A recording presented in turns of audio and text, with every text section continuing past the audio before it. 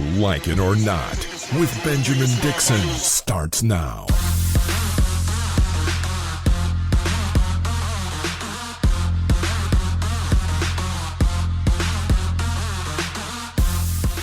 Good morning to everyone across the chat rooms, Facebook, YouTube, Twitter, Twitch, and subscribe. We are DJ Less this morning. DJ Exclusive is on some beach. We'll have photos of his getaway. He's having a great time while the rest of us are here holding it down. It is Thursday, June 3rd. 2021. Thanks so much for joining us all across the different chat rooms. Hit the share, like, subscribe button, Twitter, Twitch, YouTube. We appreciate all of you. Rebecca will be joining us momentarily. We have an exciting show today. We're also going to be joined by Nomiki Konst. We're going to be talking about bad faith actors, reactionary media from Fox News all the way down to social media. And we're also going to be talking about things that the independent media progressive movement needs to do to move forward. And we're also going to be joined by New York State Senator Jabari Brisport. He is pushing diligently to get a universal single payer system there in New York. And so we're going to talk to him about his efforts. Thanks again to everyone who supports this program, patreon.com/like it or not. I want to begin with bad faith actors that are in the middle of the Democratic Party and have become the biggest impediment to progress. Kyrsten Sinema and Joe Manchin are by far the most detrimental forces in Washington, D.C. right now. And that's saying a lot when you consider we have Republicans in there like Kevin McCarthy and Marjorie Taylor Greene.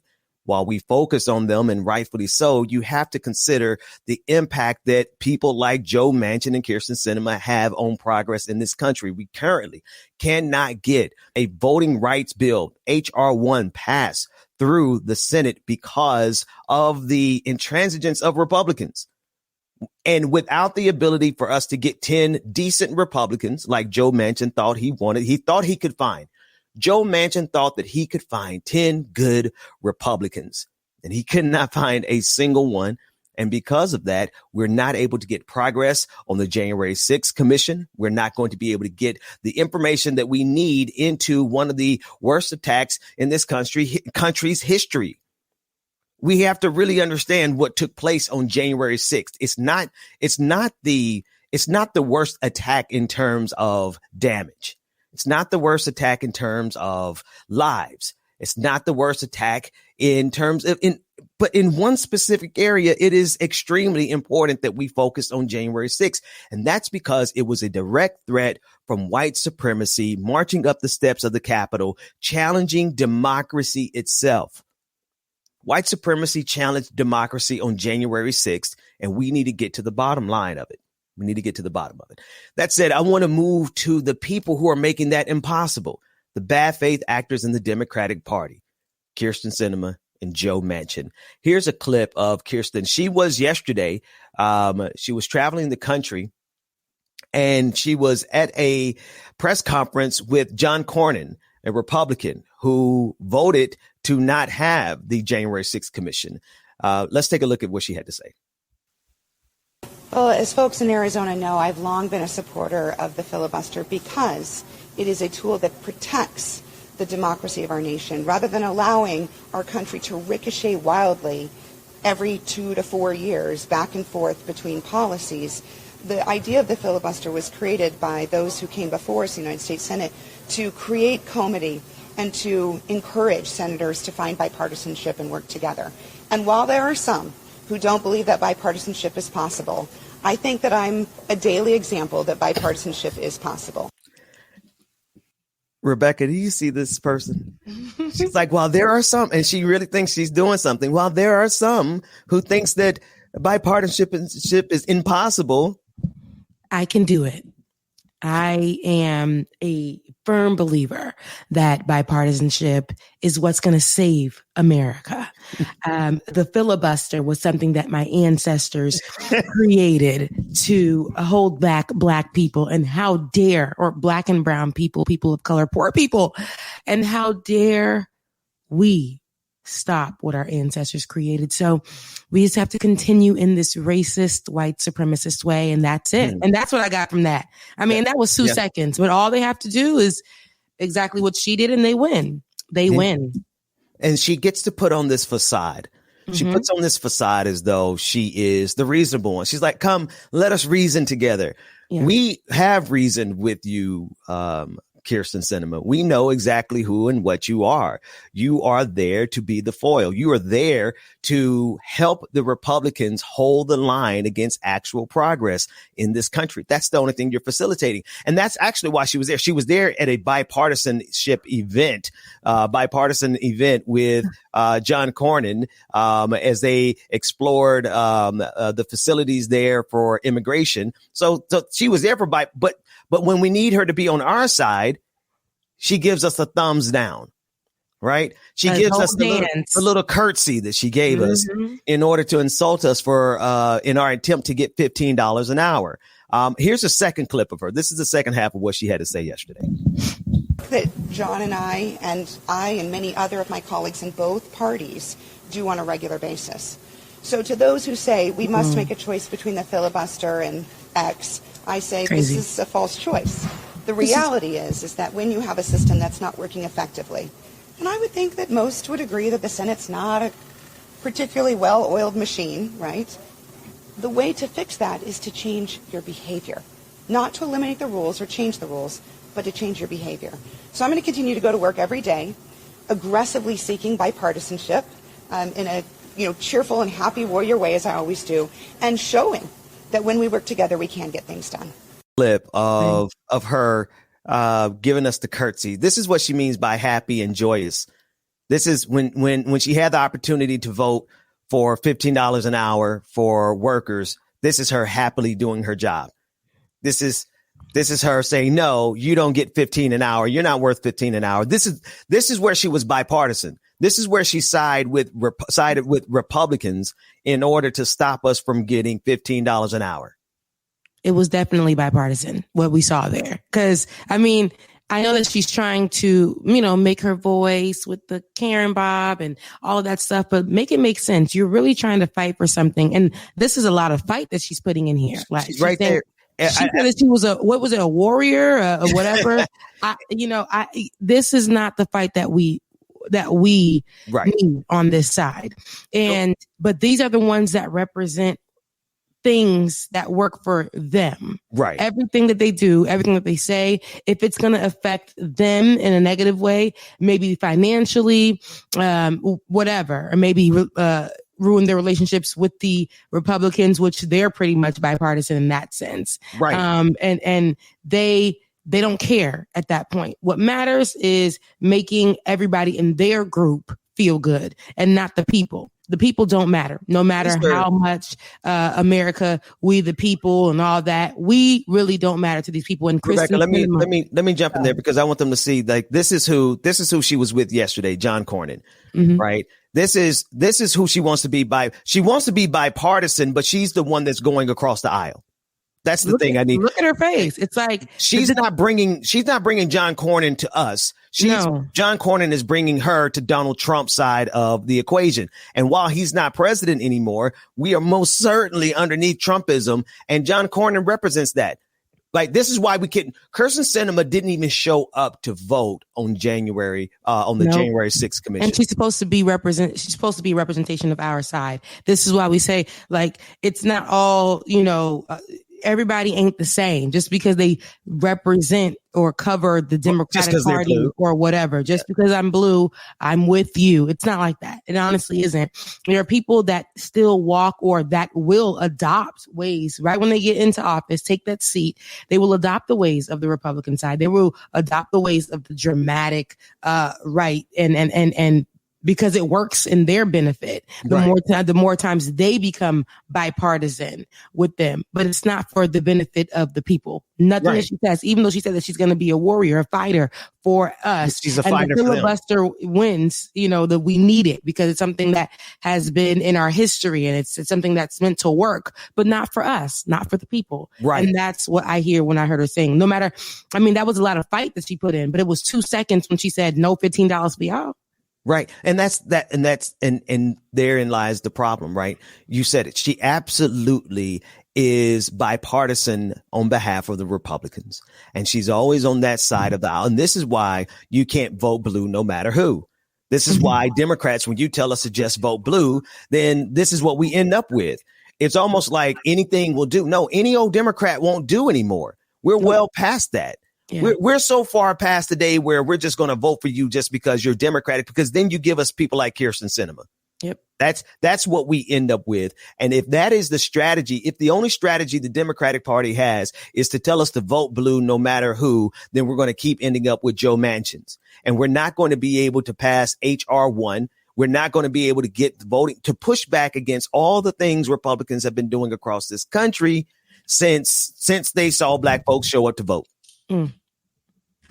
Since they knew we would, in the middle of a pandemic, we would use when they've realized that we would use this system against them, and by against them, we mean just simply doing what's in our best interest. Yeah. They're like, oh no. During the pandemic, they thought we weren't going to vote during the pandemic. Then they realized, oh snap, we have set up voting by mail for our constituents, and now black folks are using it for their constituents. Yep. Black folks are figuring it out. We can't allow black folks to figure it out. We can't allow black folks to fight the filibuster, which works for us and it works for, the right. This is exactly why we need to keep it up. But the people and it's funny, has she sat with those who are fighting these voter suppression laws that are coming in? Has she said a word to anybody?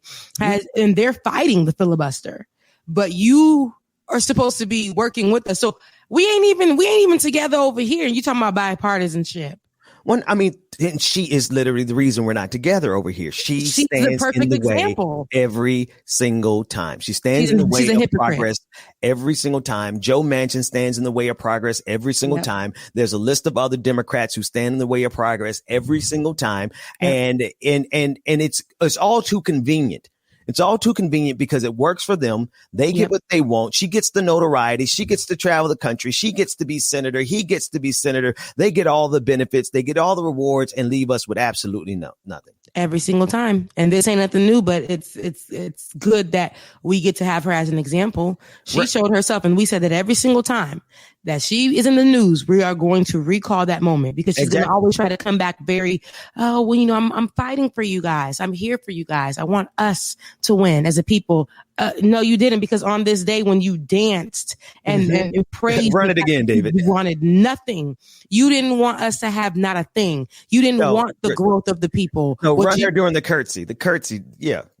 What you sat and did was go up there and be like, they deserve to die poor. I'm out of here. This is where she was talking about, I'm happy. We're happily doing this. Hey. Mm-hmm. So this is what we get it out of here.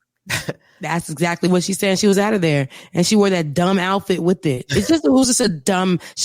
We are never going to forget this. This is what we're going to remember. She wants to be monumental. She wants to be known for fighting for the filibuster. She wants to be known for bipartisanship. She wants to be known as the warrior. We are always going to remember her. Happy warrior. And that's the Junior. See, now you're bringing it back to me, because I thought I said everything I needed to say about her. But that's the thing. She is really presenting herself as if she is doing something. She really thinks she's doing. Matter of fact, run the clip one more time, because I want you all to see the confidence that Kirsten Sinema has in this. She really thinks she sounds amazing. She really thinks that she's talking like I'm talking presidential. You guys don't see how talented I really am. Watch the clip again, the first clip. As folks in Arizona know, I've long been a supporter of the filibuster because it is a tool that protects the democracy of our nation rather than allowing our country to ricochet wildly every 2 to 4 years. The hand gestures and policies. The idea of the when you do this was created by those who came before us in the United States Senate to create comity and to encourage. Take her down. I'm sorry. And while there are some. I want her to say she's going to be a warrior. It's when she said, and while there are some who say that, that's when you say stuff like that, you're really feeling yourself. She's when you hold your hands like this. When you take it here, ricochet back and forth. Listen, I'm going to be a warrior for you. I'm going to be like this right here. This means that you about to say something like amazing. And all I saw was, I work for Republicans. I'm working against you. And while there are some who believe that what I'm doing is in good faith, I'm actually going to screw every single person who ever voted for me. That's every single one of you guys. And I hope that you really vote me in when it's time again. Thank you. We're going to be joined in a minute by Nomiki Konst, and we're going to talk about reactionaries. I think Kirsten Sinema, honestly, is a reactionary herself, because we have reactionaries on all sides. Oh, Nomiki is here. Nomiki Konst, thank you so much for joining us this morning. Hello. How are you? Hey, Nomiki. Hi, Rebecca. Hey, Ben. This is like such a great pleasure in the morning. You forced me to get out of my yoga clothes. I just got to say that. No problem. That's right. You could have came in your yoga clothes. That's totally fine. But you know that would be a thing on Twitter. Then all of a sudden that would be something that we have to talk about on Twitter. But let's another thing we'd have to talk about on Twitter. Ben, come on. Exactly. We don't need anything more. But let's talk about it. Let's talk about it from the bottom to the top to the bottom. There is a reactionary movement. And I call it the Pan-Reactionary movement because I think it's global. And what we're seeing there's a coalition of, and I want to say reactionaries again, people who have this reaction to this system. They have this position that they don't want progress, and they have their particular demographic that they target, particular demographic that they blame. There's a number of ways of defining it, but they're coalescing. And what I'm seeing, and I'd like to know what you see, I'm seeing people who normally would be enemies being allies. Mm-hmm. For example, on the international stage, we talk about this all the time. The far right wing government of Benjamin Netanyahu being in league with Christian evangelicals who at the core of it don't have they have this relationship with Israel, but for their own purposes. We're seeing those kind of alliances take place all around the world, but especially in media. What are you seeing? Yeah, I think you're onto something. I mean, movement building is about building. It's about growing your movement. And sometimes that means you have to pull from another movement. We're not as used to that here because we don't have, 5 different parties. But I think it's something that folks are really used to, these coalitions, at least from a party sense, pretty much everywhere but here in the world that has in a quote unquote democracy.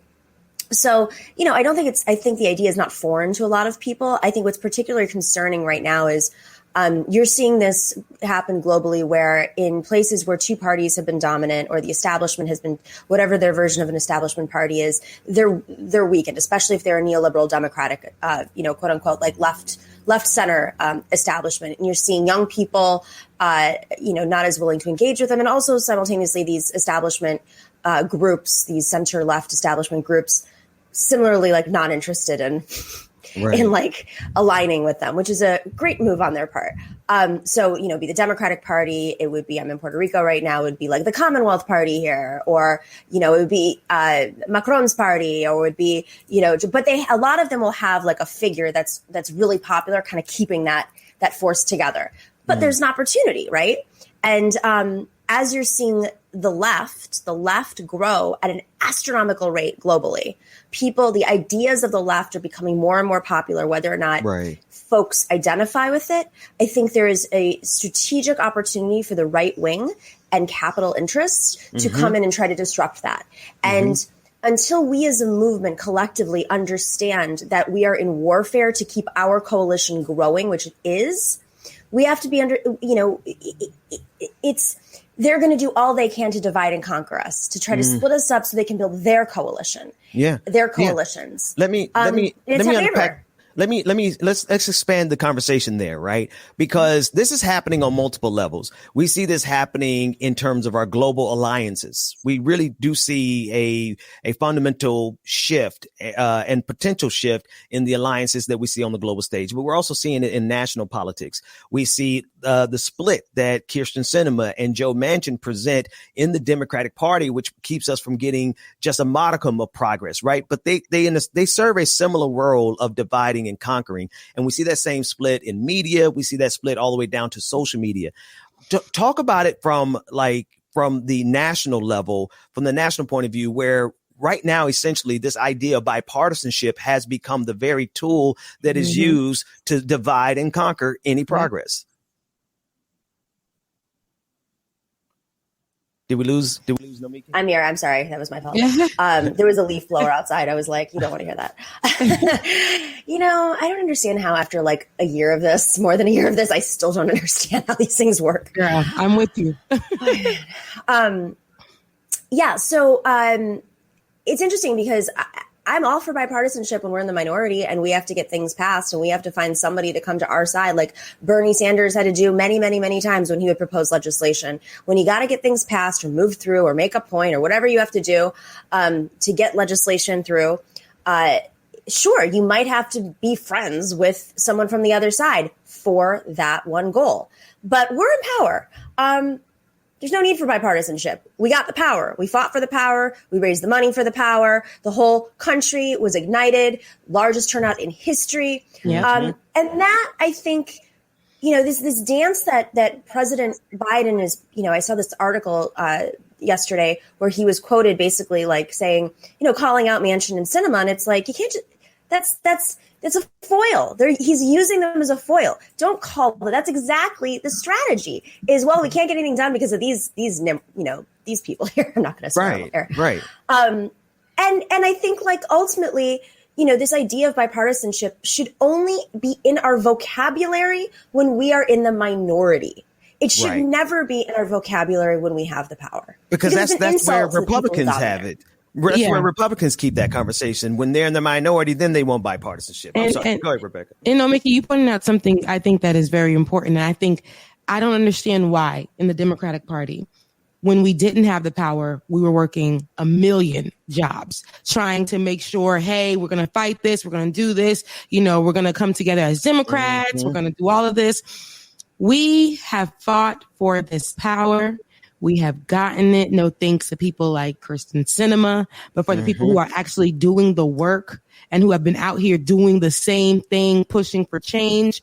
And we finally got some change. And now we're screaming for things that aren't going to protect or going to matter to us, the folks who are the people, and the people that we put in place to help us aren't going to help us. And when we see that, when we see them partnering with those who have literally working against us and who have people who have sat in rooms saying that women don't have any authority over their own bodies, right? That the poor don't deserve nothing but to die poor. They don't deserve any money. They don't deserve any. They've been on that. Now they're taking on people like Kyrsten Sinema or partnering with other people that are in this same party of us who have the power right now. And you're so right. Right now, it ain't about bipartisanship. Let's use our power and get things done. And I think that sitting idle on the side, not for everyone, but for people who partner with them, to me, are just like, it's a shame. It's a shame. And we have it on the higher level and on the lower level. We have people partnering with the other side, still calling it something liberal and saying bipartisanship is something liberal. And that kind of conversation to me is also very dangerous because it's saying we need to hold hands and we need to kumbaya with the wrong people. Other side. Wrong people. And it doesn't make any sense. It doesn't make any sense to me. No, we can get in there on that. Yeah. Yeah, I what I really want to do is I want to sit down in a room with the people targeting Sinema, like the organizations targeting Sinema and Manchin, and come up with some ruthless messaging. Like they should be billed as anti-democracy. We should attach them to every single piece of legislation, common sense piece of legislation that is not getting passed because of their ruthlessness. We should attach them to Marjorie Taylor. We should call them the Marjorie Taylor Greens of our party. And they're literally blowing up our democracy for their egos. This is the kind of warfare. We should call on organizations that helped get them there to defund their campaigns. Because you can't be for abortion rights and then support, Kyrsten Sinema. You can't be any of the organizations that have backed her, gotten her into office, continue to get her to office, and still support Kyrsten Sinema. Because all those donors, all those people, as you said, Rebecca, who've done the work, didn't do it. So some egotistical woman who's off on a power trip or something. Same thing with Manchin, of course. Right. But she's more vulnerable because her state's blue. And her other senator, I mean, all the excuses that she used to have, well, we're conservative and I have to do that, that's bullshit. And everybody knows it. And now it's catching up with her because even Mark Kelly is like, I'm not playing that game. I can see where the wind's blowing. I'm not going that way. Yeah. And essentially, Nomiki, you're saying to call them out. Get up in the room and call them out. We had Cliff Albright on the show yesterday, and he was saying the same thing. We got people in this party that when it's time to get in there and get your hands dirty, they go missing. Showing up. So yeah, they're not showing up. They're missing the group text messages saying I didn't get it. And it's funny because it's like when we sit in the room, when we see them, it's not to sit in the room and just be like, okay, we're just going to talk about democratic things and what we're supposed to do for our party, how we're supposed to look, while we got the enemy, while we got the Judas in the damn room. We got to call them out. We have to call them out. Why is it that why is it that there's a faction of every group that feels comfortable sleeping with the enemy? Because let's be real, Republicans are not playing around. And actually, let's bring it down to another level. Let's bring it down to the media, social media level, because, this reactionary movement across the globe is not playing around. The alliances that are being formed where you have done away with identity, because now anything related to identity is bad, right? You're not showing any empathy to people. You're really stripping these movements down to nothing but pure reactionary politics.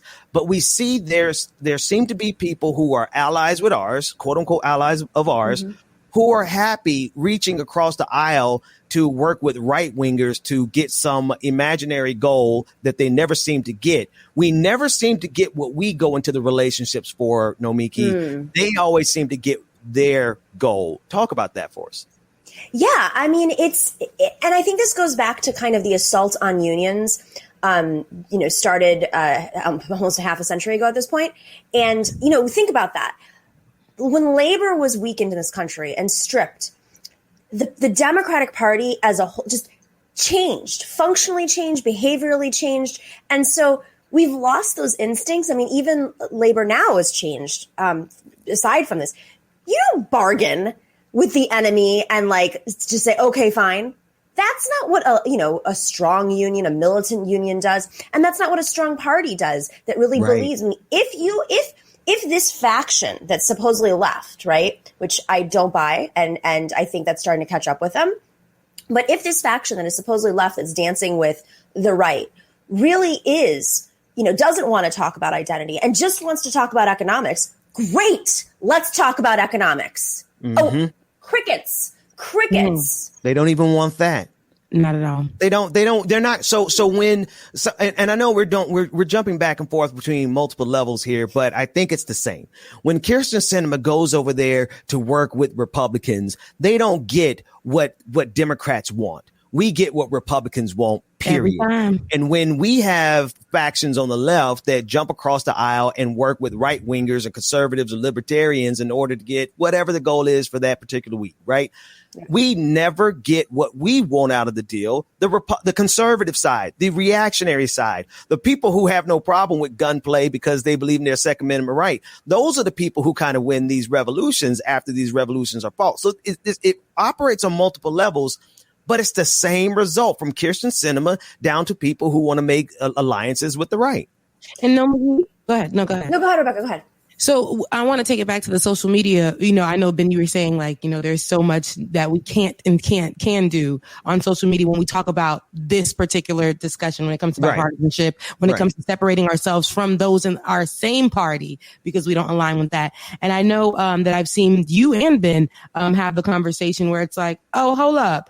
We don't, just because she's blue doesn't mean I am too. Right. So in those moments though, are you guys willing, both you and Ben, I guess I'll ask that too, but are you guys willing to lose that audience, and lose those people to fight for something that I don't know why seems so radical, but it's just right. It seems to be on the right side of things. But does it stir up a lot of things for you where it comes to your platform and things like that because you are speaking against people like Kirsten Sinema? Well, Nomiki, you want to go first? Which side of it do you want to take? How we lose audiences with liberals or how we lose audiences with people who think they're more radical than us? Which one do you want to argue? Because we lose both. Because of your audacity to speak against blue. I mean, listen, I lost all of my centrist liberal friends that I had, whatever, because prior to Bernie, the world looked different. Post Bernie, a lot of people don't answer my phone calls. But that's been gone for a while. Yeah. I think, I some people, it depends on what you're doing this for. Are you doing this for change? Are you doing this for your ego? Are you doing this to build an audience? Are you doing this to make money? And if you kind of, at least as a host, I guess is how I look at it. If you go into this with that mindset and you think, all right, I am building this audience and I don't care if it is not 1 million subscribers. I know that my 60,000 subscribers are loyal, consistent, write me notes, say, this has changed me. Thank you for, sending me to this organization. Like, they're passionate. It's like concentration. It's like drinking watered down juice that's going to cause you, diabetes, or, like a green juice or something with like ginger and like turmeric, whatever. It's like going to like change your life. I'm just saying. I know, girl. You know what I mean? So like I'm not doing it for the same reasons as other people. And I've had to kind of let go of that whole, I'm losing an audience every time someone picks a fight with us. Yeah. But I also think it's on us to do what we can to inform people of their strategy. I think a lot of people do not understand that the people instigating these things, I think they're starting to understand, instigating these things have their own motivations. And none of them, by the way, come from the movement. Not one of these people come from any movement of any sort. And so I have never seen one of these people show up to anything. And so they can say, I'm a Democrat or whatever they want to say, CIA, all this crap that they do. That's cool. I'm cool. When we were trying to, pass Medicare for all, you want to hear about Medicare for all? Let's just use that as an example that everybody knows. A few years ago, when we were all going up and down the coast of California with the National Nurses Union. Yep. Were you there? Were you there at the multiple rallies with NNU? Were you literally like getting burned out in the sun as we were fighting hard to elevate this into the Democratic Party with Bernie Sanders and NNU's advice to get it in the platform to reveal, basically, we knew we were going to lose, but to reveal the weakness of the other side? Don't play this game now. You've never. And again, what's amazing about it, Nomiki, is that it is the same. It's the same game being played. Come back to the 3-shot for us. Thank you. It's the same game being played. It's the game of Rebecca, you said it. It's the divide and conquer game. It is the same technique. It's the same tactic that we see. The role that Kyrsten Sinema and Joe Manchin are playing. They are there simply to divide and conquer on behalf of who? That's who you have to ask. We have to ask ourselves the question, who are the beneficiaries of the divisions that are happening right now? Yeah. Who are the beneficiaries of the left being divided? Who are the beneficiaries of the Democratic Party being divided? And to be honest with you, it's pretty clear on both sides. It's the establishment in general. Like, this is not, you pointed it out. It's not for Joe Biden to call out Kyrsten Sinema. It's for Joe Biden to get these Democrats in line so that they can get something accomplished. But by not actively getting them in line, it benefits the way things are right now. It actually benefits this establishment. And I wonder how many people actually are going to be willing to deal with that inconvenient truth. I think people are starting to wake up to it. I mean, I'm noticing more normie Democrats are aghast by what's happening with Manchin and Sinema. I think the filibuster, a lot of former like Obama administration people and Harry Reid people, some of them written books on the filibuster. There's been so much blame on the filibuster for so long that now it's actually like on the line, and they're like, wait, who's holding it up? This person I like maxed out. So I think all those donations, and that person has actually fought against what you sent them up there to do. And then they get on air or they do their interviews and they're saying, I'm a fighter. I'm a warrior. I am the one that is going to protect this party. And it's like, we literally just watched you like mock the fact that people deserve higher wages. $15. Yeah, run that clip when we reference that. Always run that. Every single time she speaks, this is what people need to see. Yes. Not her with her little bob trying to look meek and Karenish. I don't care about that. I don't care anything about that. This is who she is. Every time I see her, she's disrespectful. She doesn't want good for the people, and there are so many more people who have positions like her, and there are so many people on the lower level who are working as your doctor, who are working as your boss at whatever corporation you're at, and treating you the same exact way. Right. And then saying that they're liberal, that they are for the people, that they want everybody to be together. I got black friends. I got brown friends. You know, I don't want the wall in Mexico, but I don't think that people deserve $50. I would have voted for Obama a third time. I would have voted for Obama a third time. Yeah, that's those people. And it's like, now I need you to shake it up a bit, because when people are fighting for something, where are you on that spectrum? Are you still here in the 1990s and not saying nothing as a Democrat, not making no moves, just sitting? No, we don't do that anymore. Yeah. We've been fighting, we've been pushing. There has to be change. And that's the only way this is going to work. And where are you on that spectrum? And your fight could look different, but how are you fighting? How are you fighting? Yeah. Yeah. Nomiki, listen, thank you so much for coming and spending this much time with us. Absolutely. Yes. I know you have my friend, Senator Jabari Brisport on, and I do think that there's a really great example of this divide and conquer tactic happened in New York. And I think the strategies that were used in New York can be used against Manchin and Sinema. And I'm talking about this thing called the Independent Democratic Conference, where there are 8 senators, Democrats, who are mostly Democratic districts, who are caucusing with Republicans. It was all designed by Andrew Cuomo. And those 8 Democrats in a Democratic state where we should have had a supermajority were holding up legislation. And we would just go out there and list off, they're holding up the codifying Roe v. Wade. And we started getting to the normie Democrats who were like, wait, what?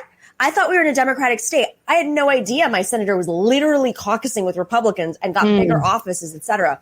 So Jabari Brisport was part of that slate of, I mean, he was not running against an IDC member, but he was part of the slate of progressives that got elected. And I'm sure I don't know what you're going to speak to him about, probably the Health Act, but we'll definitely, we'll dig into that. And I see, thank you for bringing that up, because there's a lot of places where that overlaps with all the problems that we're facing from the international stage all the way down to social media. Nomiki Konst, thank you so much for joining us. And you look good this morning, girl. Talking about you took off your yoga clothes. You look great this morning. So do you. I'm looking at your lighting. I'm like, I need what that is. I've been playing with it. I've been trying, but thank you.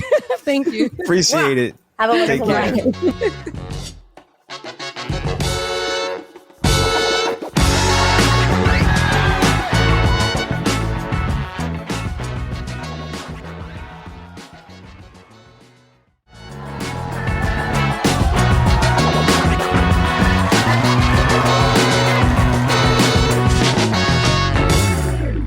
Rebecca, you mentioned something there about how this goes all the way top to bottom down to down to even your doctors.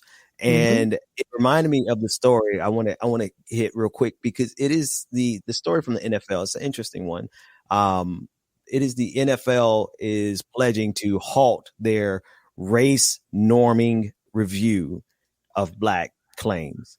And this has to do with the $1 billion settlement that is being distributed amongst players who have suffered concussions and permanent brain damage as a result of playing the sport.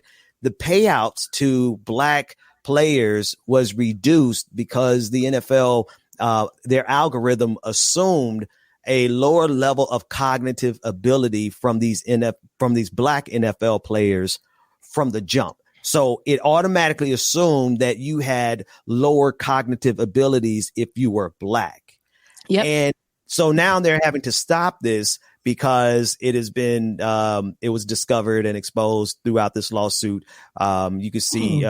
Was it exposed or was it discovered? I feel like those are two different things, because, I mean, I know that, somebody else may have discovered it that never knew about it, but I feel like this has always been a thing. And now these white folks or whoever, because it could be anybody, are exposed in this moment, calling these, NFL players dumb. Or can't do anything or whatever the case may be because they're black. That's a problem. But this has probably always been the thing, though.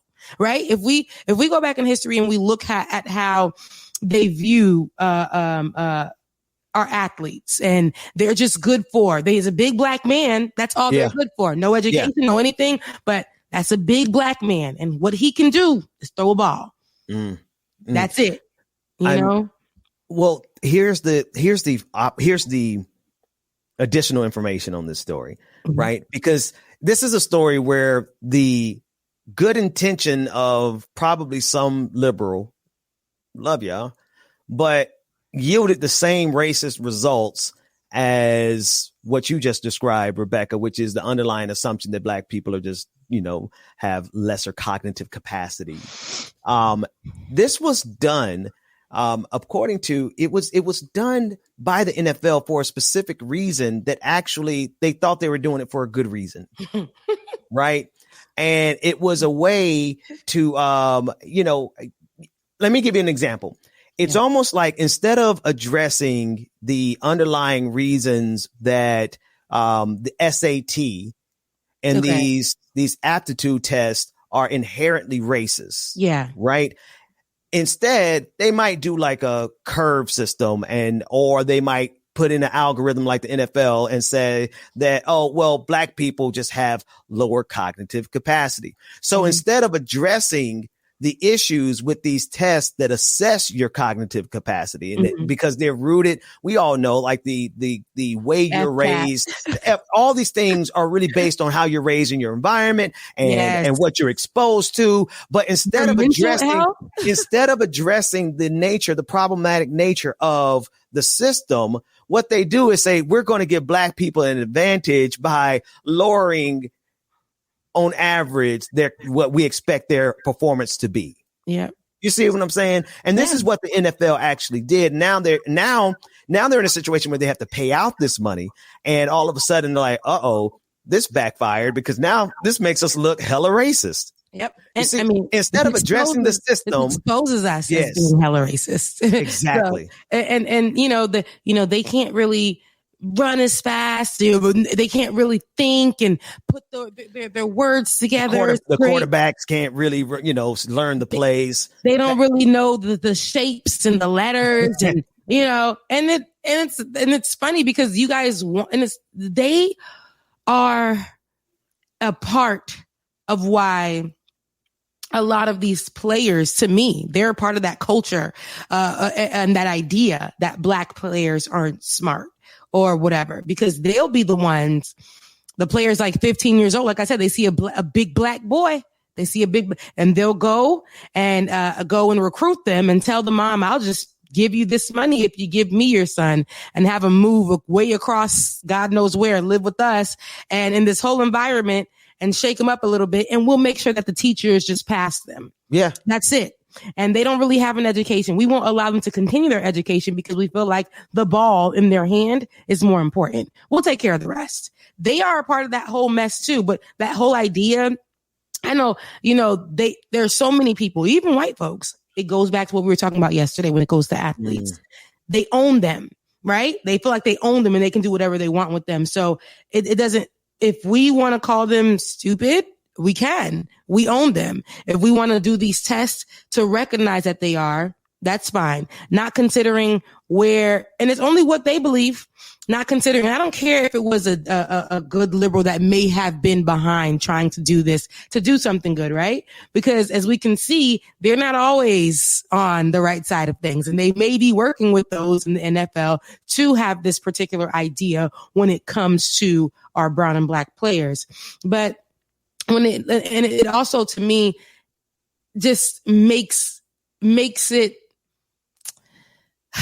it's just another opportunity for us to realize how racist the NFL is, and how racist it has always been when it comes to our players. And go ahead. I was looking for this. I was looking for this particular paragraph from the Associated Press, and I found it. It said the binary race norms, when they are used in the testing, assumes that black patients start with worse cognitive functions than whites and other non-blacks. That makes it harder for them to show a deficit and qualify for an award. Henry and Davenport, these are the two players involved in the conversation, for instance, were denied awards, but would have qualified had they been white, according to their lawsuit, which Brody dismissed in March, calling it improper collateral attack on the settlement, and they have appealed the ruling. So it's still like either way that you look at this, it's hard to look at this and not see the structural, like the inherently racist and structural problems that are at every level of our system, not just in terms of politics, but in terms of even how sports and how the technology and the algorithm that they use to make these assessments automatically assumed a lower cognitive capacity. And to me, it's just like, that is America. That is America in 2021. Yeah. In a few, we're going to be joined. I'm sorry, Rebecca, do you have anything else on that? Because I want to get a couple more stories in before we get. No, you're fine. This is just another racist we're exposing more racists. It's that somebody put in the chat, which exactly what we said yesterday too, when it came to LeBron James, to shut up and dribble. That's all you're good for. And that's all I hear and see with this. So I'm glad that this is exposed and a payout should be given.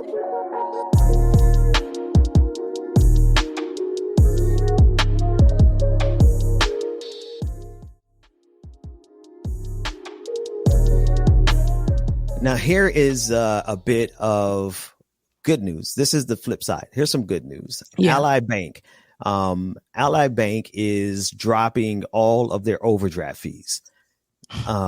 They had their system originally, or more recently, before dropping it, they had it set up to only charge a person $25 a month in overdraft fees. Like, when I heard that, I'm like, wait a minute, where's this bank at?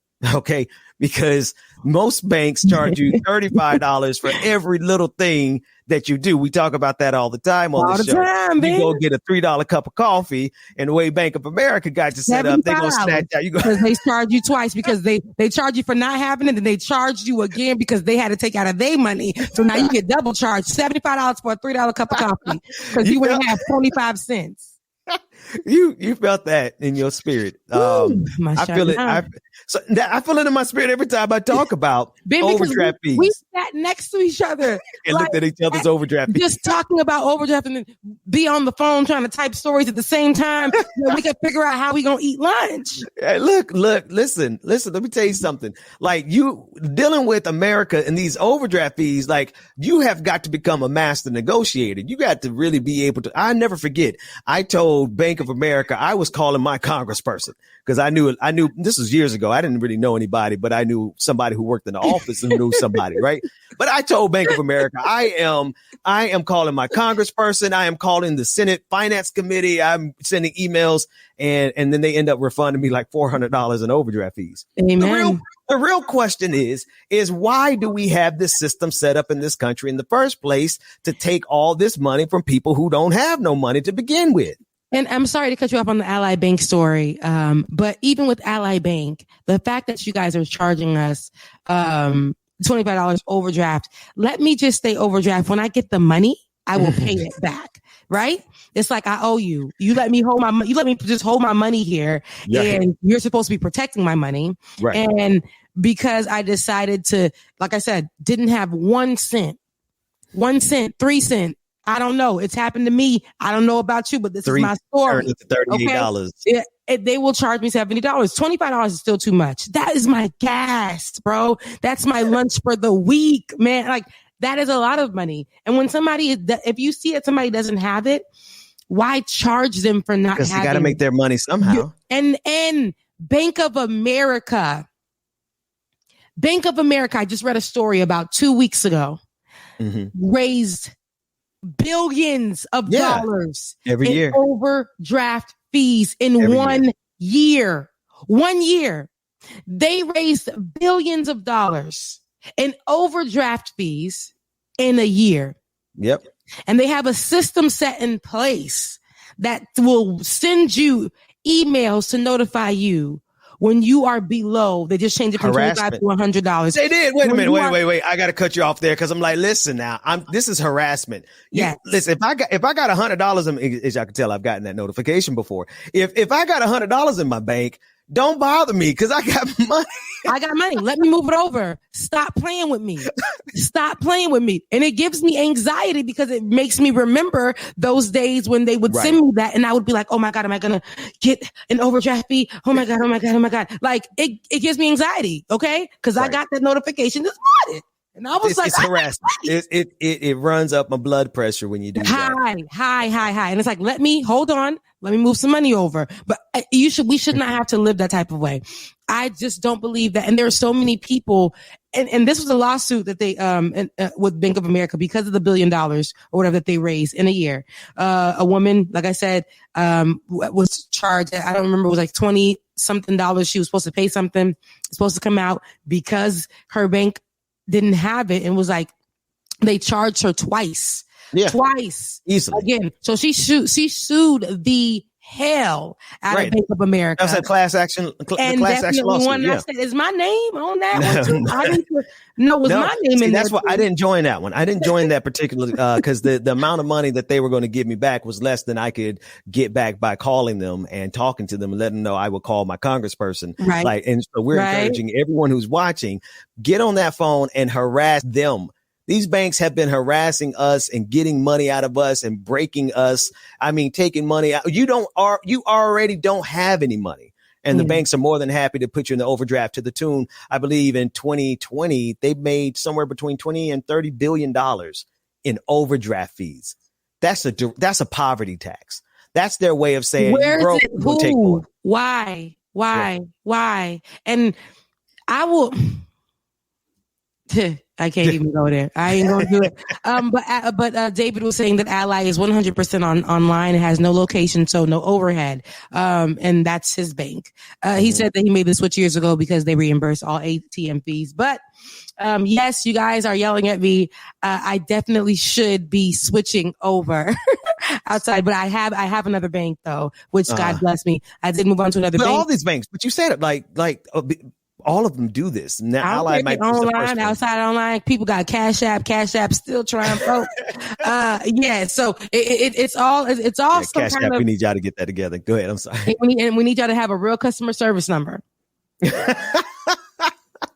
Okay, but Zelle is the most positive thing in my life, but Zelle connects with the criminals. Zelle is bipartisan. Okay? It's connecting with the enemy. It's connecting with the enemy. Zelle needs to separate itself from everybody and be its own entity and just be like a little bank. I like the way Zelle works. You can tell somebody, hey, let me Cash App you. No, Zelle it to me. You got money. Like, you know what I mean? It sounds rich. So, shout out to Ally Bank for doing the right thing. More banks need to do it. And definitely, I absolutely think it's a good thing that they're doing this. And to begin with, I love what you said, Rebecca. Why were they doing it that $25 a month to begin with? I think we have to change the expectation. We absolutely have to change the expectation in this country where the people are we're the ones doing the harassing. Yeah. We're so used to these banks harassing us. We're so used to these politicians, being able to do anything they want to us. Yeah. We're so used to them being able to get away with anything. It's time for us to do some, and how we harass them. We take our money from them. We take them, or we tell them, you pulled do you know who I am? Yes. Listen, we need to go Karen on these folks. The way that I am about to blast you guys, and you don't even know it. That's why it's funny because when I go work for places and they find out who I am or who I work with, I try to keep everything under wraps. I try not to put my, any information out there. But when they find out, there's always a meeting and it's like, hey, could we switch your name with the company to this instead of that? Also, is there anything that you may need? They start doing all of that. I remember, making a big change over this pandemic recently and having overdraft fees for the few months. Literally, it's okay, Rebecca. We don't pretend around here. Like it's a safe space. People are struggling around the world. Yeah, people are struggling around the world. And basically, I literally was like, okay, look, I ain't had the money, so y'all gonna give it back to me. And because I know who y'all are, don't play with me. But you threatening the people out there? I said, listen, don't play. I really was doing what you did. I will listen. I will call the manager on every single one of y'all. Y'all let a black man who got a couple of phone numbers in his Rolodex be offended. We will pick it up and say, we call Jesus on social on you. media. They'll send you a DM so fast. Hi, it looks like you were having an issue, and I will take that DM and put it on my main page and let the people play with it. Don't play with me. Don't play with me. You're not going to hide out in the DMs. No, because that's what they'll do. They'll go in and they'll send you a personal DM so that they can just kind of fix it and give you $25 of your $300 that they took from you. Right. And they'll say, but I remember I did this for you. No. And you put in the message, no, I need all of my money back. Right. And why are you charging during our whole panoramic? People are dying. There is no cure right now. And you are telling, I don't even have the hours of work right now. And you're telling me that you still need to take money from me? Ooh. Stop playing with me. You feel that in your spirit. Because it happens to me. It happened to me. Let me read. We have a couple of minutes before we joined by State Senator Jabari Brisport. I want to read these super chats and these Twitch highlighted comments. A couple of comments from Twitch. This is from Present with Logic. He wanted to compliment both you and Nomiki on how beautiful the two of you are and how brilliant the two of you are. This is obviously I edited that a little bit. Y'all make sure y'all send respectful comments in our comment section. Those are respectful. They just men just can't really feel like they can say them. I feel like Bubba would though. Bubba wouldn't care. Bubba would say. Present with Logic on Twitch also said, Ben, we need to get all new Democratic candidates willing to get rid of the filibuster and willing to serve their public. Yes. Yeah. Yes. I mean, isn't that what we? If that's not why we're here for, what we doing? Why we elected them people? If they're going to go up there and just pretend like they can't get nothing done, literally, what's the point? And I need every single, Nomiki kept saying normie Democrats. And there's different definitions of it. That's my first time hearing that too. Right. But basically though, it's, you could summarize it by saying people who say vote blue no matter who. So long as we have a Democrat in there, everything's okay. Well, I really want to ask that crowd, how's that working out? How's it working out with Kirsten Sinema? Joe Manchin. So that crowd, you got to really pay attention to what's happening. Yeah. Mark sent a super chat saying a black man found CTE. How can black people have lesser cognitive ability? That's a good question for because the NFL. They even try to. It's a good question, but even with the CTE, they tried to say that he too wasn't smart enough to come up with that. So it's not a real thing, right? They try to do that as well. So, but you're right. This one is a non-humanist and humanist on Super Chat said the following. In Europe, is all the same immigrants played against natives. In Eastern Europe, white against Roma and Sinti, all unionized. Laura Estrada said, sing it. It sucks to be an American where I know where I'm far from free and I'm glad to sit down or whatever BS that song says. She's doing a rewrite. She's doing a remake. I like that. We have I don't quite know what a hype train is, but I know that it is hype. So shout out to the Twitch hype train. I want to be on that train. Yeah, I don't quite understand what it is. Is it a good train? It's the hype train, so it should be good, right? Oh, okay. We reached level 2 hype train. Okay, cool. I like that. Shout out to everybody on Twitch. Tiger sent a super chat, and Tiger will be our producer said he's going to be following up with you.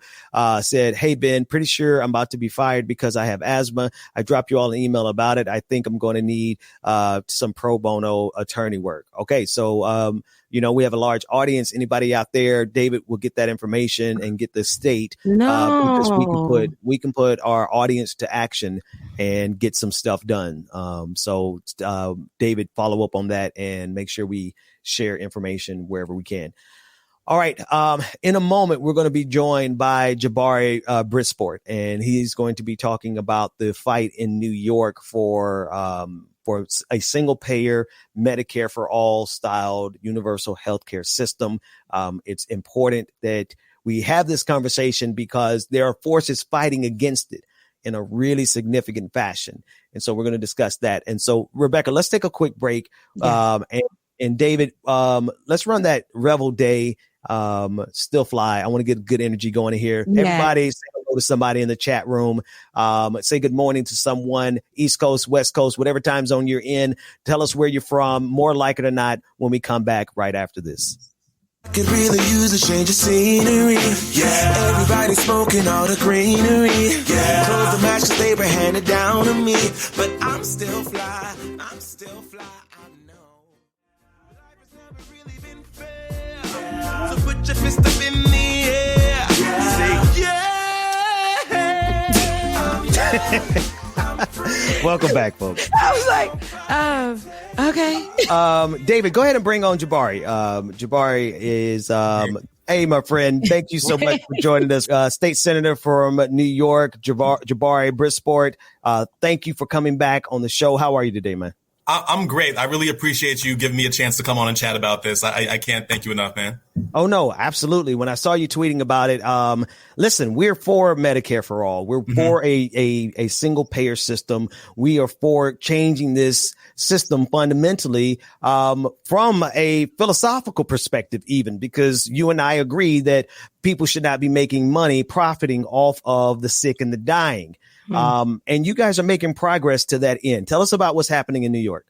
Yeah. So basically, New York is one of a few states that is attempting to pass single payer at the state level. I know Vermont had a thing, California, I think Washington's doing it. And in New York, it's called the New York Health Act. It's been introduced year after year for 3 decades now, since 1992. And the politics in New York are such that we have never been closer than we are right now to passing it. This is the only time in the past 3 decades it's been introduced that we have a majority of co-sponsors in the state assembly and in the state senate. And this is the time to do it. And our legislative session in New York ends in a week from now. It ends June 10th. So it's now or never.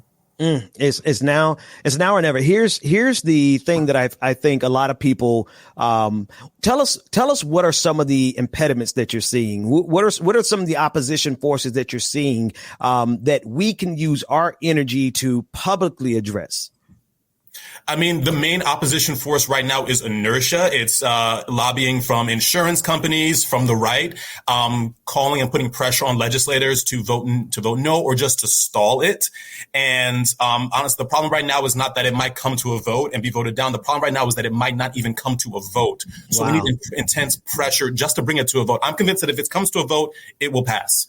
It's just being stalled, and we have a week to get it to come to a vote. Rebecca, you want to get in there?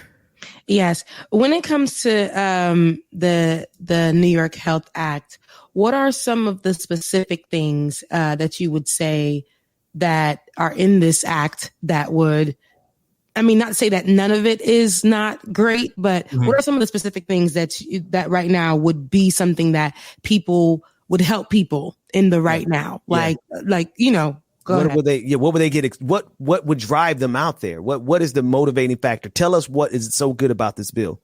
So for the bill itself, it is single payer universal coverage to all New Yorkers, regardless of employment, regardless of documentation, regardless of every New Yorker has access to it. And if you are working in New York, but maybe live in New Jersey or live elsewhere, you will be entitled to the New York Health Act. Also, if you are a New Yorker who, goes and retires out of state, it will apply to you. And that's a key selling point for some people that have current coverage through their job. And their job says if you retire and move to Florida or whatever, we still cover you. The same thing for the New York Health Act. So it covers you. It covers you. And it's like we all know from single payer, no co-pays, no deductibles, no worry about is this person in my network or that network. This is it. So no, that sold me. Hey, I'm moving to New York, honey. No, seriously, that I asked that because people may hear this and see this, and a lot of times, a lot of these legislations or acts or anything that is pushed out there is not really, people don't understand what it is, so they're not going to fight behind it. They're not going to want it. They're not going to know. When I lived in New York, I didn't know that I was going to be able to get health care. I just walked in somewhere and this woman was like, hey, you live in New York now. here's how we can give you some health care and it could be free for you if you align with these things. I'm like, I didn't even know that. And I put all my friends onto it as well. So this is why I asked that, because there are a lot of people who just aren't knowledgeable. And I think everything that you named just now, everything that you said is, I'm sold. It's what people need to be hammering, right? Yeah. There should be no inertia around this, but this is so fascinating. You said this has been coming up every year, every session for the last 30 years. What has held it back so far? Because I think I need people to understand the fight for Medicare for all across the entire country. We're going to see some of the same forces that you guys are seeing right there. What took 30 years to get to this point? The main thing was Republicans. Like, New York is a deep blue state, but it's really gerrymandered, and the Republicans happen to be in control every time we drew the lines for 3 decades. This is the first time that Democrats have controlled the New York State Senate for more than 2 years at a time. This is this is the first time we've ever had a supermajority of Democrats in the state Senate. The politics of New York has shifted so much in the past 3 years. We have never, this opportunity has never come up. And I don't know if it's going to come up again. We're also coming right off a pandemic. It's a confluence of factors that this is the opportunity. And if we don't seize it, I don't know if people want to do it next year, because next year we have elections and the New York Health Act involves changing taxes, and no one wants to touch taxes during election year, especially the people in the more marginal, moderate districts. So this is the year to do it. This is the now. Senator, sorry, go ahead, Ben. No, I was going to say, I know you have to get out of here, but I want to ask this. I want to level the question up. Yes. If we get this to a vote, are there any Democrats in New York, like we have on the federal level, like Sinema and Manchin, who are so blue dog, who want so much to hold things the same? Is there any Democratic opposition? If you guys got the power and we get it to a vote, is it going to pass, or are there going to be some Sinemas and Manchins in your state assembly?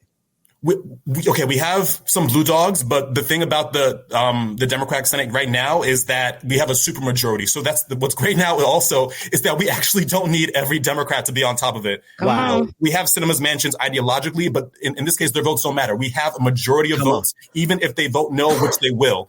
That's also been a holdup. We have a supermajority. So this is it. And can I just do a quick pitch on why everyone nationally should be focusing on this? Yeah. Okay. So some of people might be asking, like, why we focus on the states so hardcore? Why not federal? Well, one, we know Biden doesn't support it. We have the Sinemans, the Mansions, but also, like, in Canada, they passed it in Saskatchewan first, saw that it worked, and then expanded it nationwide. So if some state can be the first to do that, and New York can be that in the next 7 days, we can pass it here, show that it works, and expand it nationwide. Wow. Yeah. I love that. And listen, if that would be something in New York, that'll set everybody free. That'll set us free. And I know it'll take some time, but I hear the fervor in your voice. I hear you're like, we got to get it done right now. If we don't get it done now, it's never going to happen. This is the time. We have the power. Like we were just talking to Nomiki, who was speaking very highly of you as well.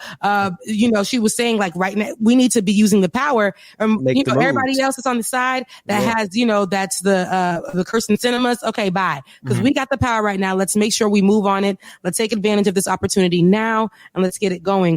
Senator, is there any way that any one of our New York followers or New York viewers can have a phone number to figure more about this out, or a website they can go on for more information? If you Google Campaign for New York Health, that'll take you right to their website. Plug in. There's actions coming up. There's a bunch of stuff happening in the next few days to build up more pressure for this. Campaign for New York Health. Campaign for New York Health. Is that the number 4 or it's spelled out?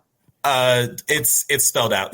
Okay, just gotta make we have the link. All right, so we're going to grab the link. David, grab that link and put it. There's a link put it in the different chat rooms, and make sure if you are in New York, but even if you're not in New York, get on social media and talk about it. Yes. Get the hashtags going. Put all the energy we've seen before, because we really want to make a move here. Because if we can make it in New York, Senator, we can make it anywhere, right? Make it anywhere. Come on. Jabari, thanks so much for your time today, man. Thank you for giving me this platform. I appreciate you, Ben. And Rebecca, thank you. Thank Pleasure's you, ours. Rebecca, if you can make it in New York, It's a lie. I had to wait for the senator to go on, but it's a lie. I lived in New York and I made it just about this much, and I had no hair when I left. So you knew I was stressed, okay? I went back to the good old South. But when it comes to healthcare, I cannot lie. Even when I was there, though, all I had to say is I'm homeless, which I kind of was, living on somebody's in somebody's couch. You done told the people you've been homeless? Yeah, and homeless. You know, I can't say that, you know, with not being sheltered, but I was in a friend's home. You know, I told you guys the story already. Okay. Yeah. Room with 2 kids. It was crazy. But me being there and just going into a healthcare office, I just needed healthcare. I was young. I thought, if you can make it here, you can make it anywhere. Y'all know I say all the time here, and it didn't happen for me. But healthcare wise, though, I was covered. I was able to get my checkups. I was able to have dentists help, even though they was ready to pull out all my little teeth. That's how they do it over there. We got to get this one, get that one. We need all of them. Yeah, they were able to do everything for me that I needed. And I got food stamps, which allowed me to go to Whole Foods on 14th Street in Union Square and sit and people watch like I had money. So, you know, all of that. So I will say those things came to me and I told my friends about it. They too got health care because we all moved there. A whole bunch of rattlers moved there and we got health care. And in Florida, we never did. So, yeah. But what's interesting to me is that so you have this system that is, you know, measurably better than, because, you know, some states you on your own, you don't have any insurance, you are done, right? Don't be in Florida without insurance. Come on, like don't be in Florida without dental insurance. You got to be in pain and survive your pain. Don't know when it's going to end, but survive your pain. I used to, and I still do, but really debilitating cramps. I would have to go to the hospital. Can't even go to like a doctor or whatever because I had no insurance. And the only people who would see me it was urgent care or, you know, people in the hospital. Yep. So we had to do you have to do like so much to go get healthcare. And I remember in Florida, a doctor told me, I'm already here, a nurse. I'm already here, late because you had to walk in at this time. So, if you push me because I'm causing you pain right now, putting this needle in, I'm going to push you back. That's what a doctor told you? That's what they told me. I'll never forget it. Tallahassee. What do you do in that situation? Because like you're vulnerable. You are there. You need empathy from them. Empathy is a theme of the week, right? And you're saying that in some medical situations, you're not able to get the empathy that you need. And all these things, I mean, honestly, it's all rooted in the fact that these systems are permitted to continue as is without trying to change the system, right? And this is what I was talking about with the CTE case, right? They try to get a remedy to the inequities, right? There's sometimes they make moves in order to try to help people. Yeah. And they try to create they put a Band-Aid on a bullet wound. And instead of treating the actual disease underneath it, which is the greed in this country, it's the greed in this country that is at the root of all those things. Yes, and so at the end of the day, like you're able to get some of the stuff that you got the benefit of in New York. Those were good for you, but they still were treating the symptom. The symptom there is the fact that we have a healthcare system that profits off of people dying and getting sick. They make money off of you being sick. Yeah. So of course we're going to have all these problems with our healthcare industry. Yeah. And I would never know that. I just thought that healthcare was something I'm never going to be able to have, you know, unless I'm under my mother, you know, is her insurance, which when I moved to New York, I aged out and I no longer was able to have that insurance. So I was like, oh my God, I have to get care. You know, how am I going to get my drugs monthly to, you know, handle my cramps or the migraines that I used to get that were debilitating? How am I going to get those drugs? Because these store-boughts aren't doing anything for me. I need the good stuff. So that's how I, you know, I was like, I need to take care of myself. Right. And, you know, I had to say I was poor. In order for you were poor. Yeah, but it's crazy though, Ben. I watched poor people on the street in New York. Right. There are people who are worse off than you. Who probably didn't have anything. But then in the same sense too, I watched people who were working and couldn't get it because they were able to afford an apartment, but the apartment was taking up all their income. And, they still weren't able to get healthcare. But because I said I was poor, they were like, how poor? This poor, that poor, and I was like, I'm about here. Perfect. That's the means testing. I just want to put that into context for you. That's the means testing side of the equation. That is, instead of these programs being universal, they have all of these different measurements to determine whether or not you can get it. And what we've seen that do historically is it just makes an unnecessary burden of red tape. How much paperwork did you have to fill out to get all that done? In this paperwork. I sat in front of that lady and as she was just telling me, she's like, they don't do that in Florida. I'm filling out paperwork. Don't know what I'm signing. I don't know what part of my life I'm signing away, but I know that I need to get my yearlies, my 6 month check-in. I know all of these things. I'm just signing it away. I'm like, listen, I'm a grown woman now. 21 years old. I got healthcare. Mama said I couldn't move to New York and make it. It's, you know what I'm saying? Like, and I did not know what, and it's true because when things would come up like free phones for Obamacare or these random numbers calling me or whatever, they acted like those free phones. They acted like those free phones were the most unbelievably socialist thing. Like they thought Fidel Castro was coming through and giving away the American coffers. Now, Ben, I'm not going to let you. You're not going. No, I'm not going to because I feel you now. Look, now that I'm grown, for real grown, and I know something. But then I wasn't good with my money financially. Things weren't going like I was living in New York once again. Yeah. And they caught me on the street. They was like, you need a phone? Like, God, is this you? Because my phone, literally, I couldn't pay the bill. So God, what's going on? And boom. Gave me my little Obama phone. When I say I threw that phone when I first got it, because I was able to pay my bill eventually, threw it to the back. Then I wasn't able to pay my bill. And I needed to get to work and communicated with my boss that my train was coming late. Right. That phone assisted me, my God, today. It did, but only for up to 300 minutes, 10 text messages. How you use that? It ain't unlimited. So it ain't.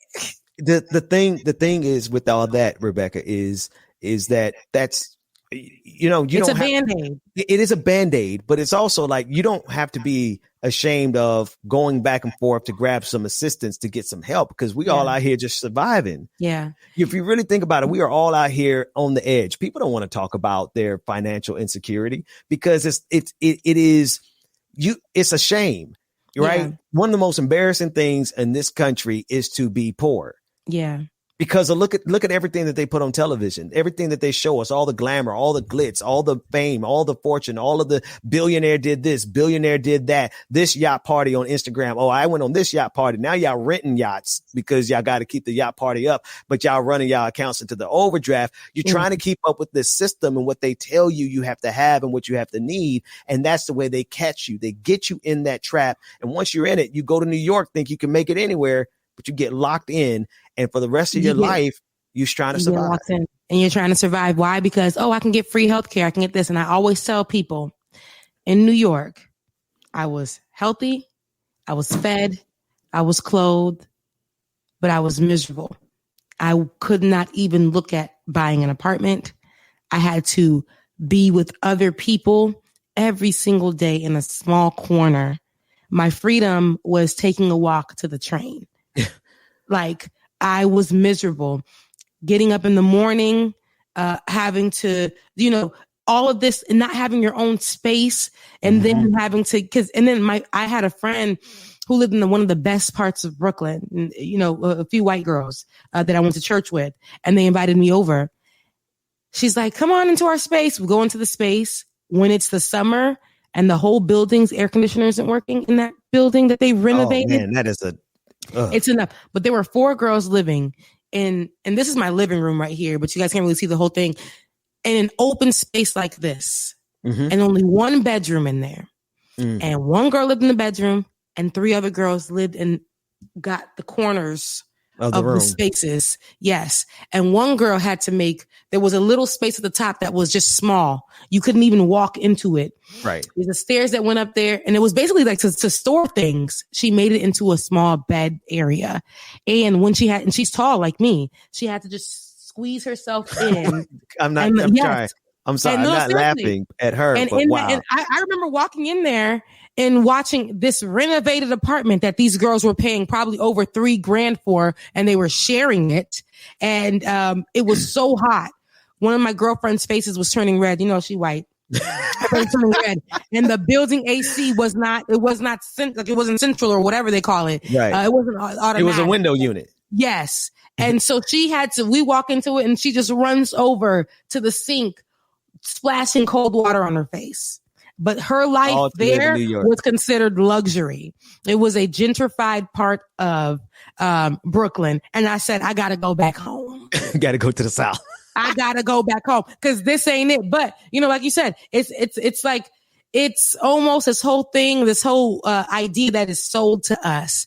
And I said, okay, I know I got healthcare here. I know I got this, but I'm miserable and I can't live.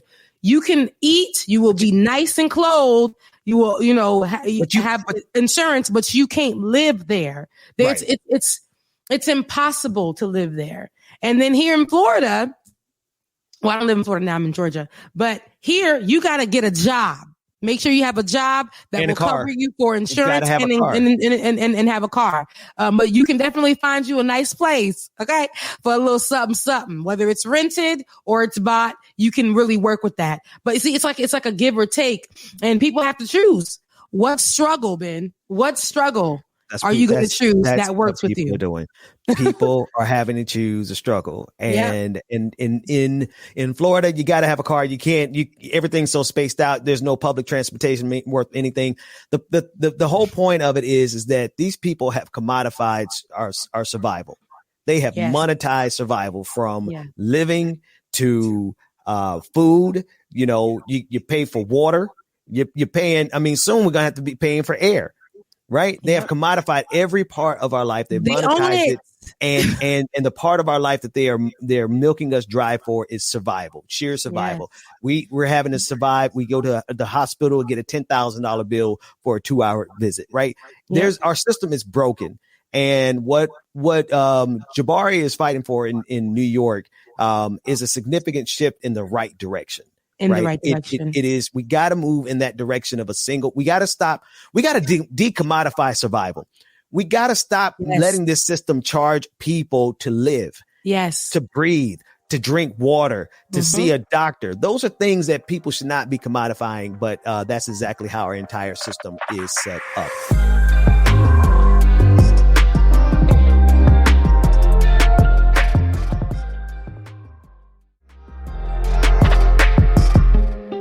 This next clip is Tucker Carlson. We were talking with Nomiki earlier, and we're talking about the reactionary movement that's moving across this country.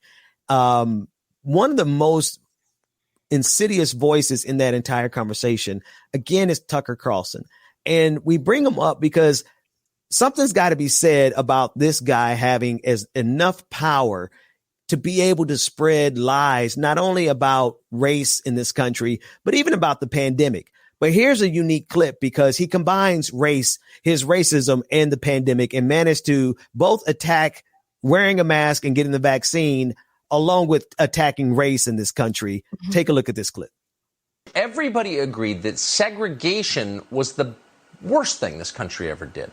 Forcing certain categories of citizens into separate, lesser accommodations, barring them from public places, treating them like lepers or untouchables. That was completely immoral and wrong. We were told that a lot, and most of us strongly agreed. It was wrong. So imagine our confusion today looking out across the country. The very same people, literally the very same, who just the other day told us that segregation was immoral, are now enforcing segregation. Should we be surprised? Probably not, but we still are. Just this morning, the New York Times informed us that unless you can prove you have taken the injection that the Democratic Party demands you take, you are no longer permitted in bars, comedy clubs, even some dance competitions in the state of New York. You're too dirty to appear in public. You're not welcome near normal people. Want to watch the NBA playoffs in person? You had better be vaccinated to do that. Otherwise, the New York Knicks will bar you from Madison Square Garden. You can still go see a baseball game if you want to, but be warned, you will be sitting in your own roped-off section, marinating in your shame with the other disobedient bad people. Medical Jim Crow has come to America. If we still had water fountains, the unvaccinated would have separate ones. So he manages to do both. This is the twofer. He got his racism and his anti-COVID vaccine information in there. Rebecca.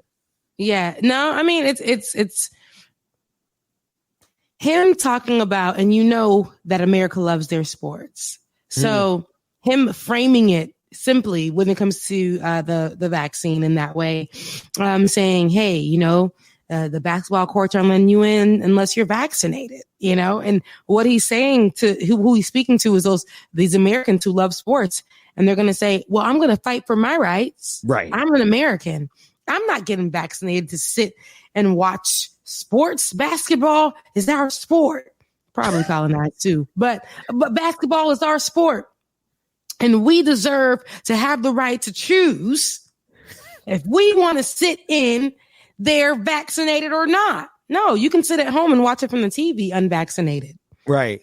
You know, you don't put people's lives in danger because Tucker Carlson is on here feeding y'all some BS. Right. While he is vaccinated and chilling and living good. Right. Exactly. Tucker Carlson is vaccinated. You better believe Tucker Carlson is vaccinated, but he's playing this game with the lives of his constituents. Yeah. Like, it's going to be his people who die from COVID-19. It's going to be his viewers, but he doesn't care because as long as he gets his immediate need from the audience, which is the ratings, and people keep watching him, you're watching a propagandist who is going to get you killed, but you keep watching him. And he keeps getting paid to the tune of almost $7 million a year to tell you to actively do things that are not in your best interest. He's going to tell you to keep voting with the Republican Party, obviously not in your best economic interest. He's going to tell you not to get the COVID vaccine. Please, that is not in your best interest. He's going to tell you not to wear a mask. And he's leading you down a path where everything he tells you is going to get you destroyed, get you killed. But y'all still listen to him. You still make him the #1 rated show in television. So, you know, if people die, Rebecca, I don't know what to say. If people die, they die. I mean, at the end of the day, that's how Tucker Carlson is going to view it. Yeah. If you die, you die. I know I told you something. If your friend jump off a cliff, you going to jump off? I didn't say I was your friend now. You know, I was just telling you guys what an American is supposed to act like. Right. I mean, I'm safe in my home. I'm safe with my vaccinations. I'm safe when it comes to my finances. But I guarantee you, Rebecca, every person in his studio has on a mask. I guarantee you everybody in Tucker Carlson's studio is vaccinated. I guarantee you every member of Tucker Carlson's family is vaccinated, but he doesn't want you to get vaccinated. Y'all keep being the useful idiots for these reactionary billionaires and millionaires and propagandists. And you're going to end up in the grave because you listen to them while they're still there, healthy, vaccinated, safe, and living their best life.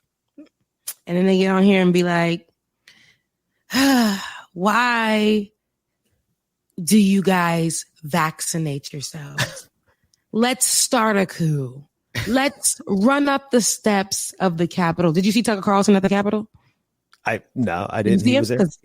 No, he wasn't there. But he told everybody to go ahead and be terrorists. It's fine. Yeah. Did you see him at any of the street rallies for Donald Trump? Nope. Because he's at home. But Donald Trump, he's living his elitist go-to. He is living his metropolitan, elitist, bourgeois, top of the skyscraper in Manhattan, eating caviar life. But you think you got something in common with Tucker Carlson and you live on the south side of West Virginia. Get the hell out of here. Get out of here. Please get out of here. And he's going to do another one tonight. And that something that is, he's going to keep doing them. All we see is Tucker Carlson saying the same things over and over in a different way. Yep. And he's 2 shows in now, right? He got 2 shows. The money has doubled. You guys have, you guys being Americans have followed him.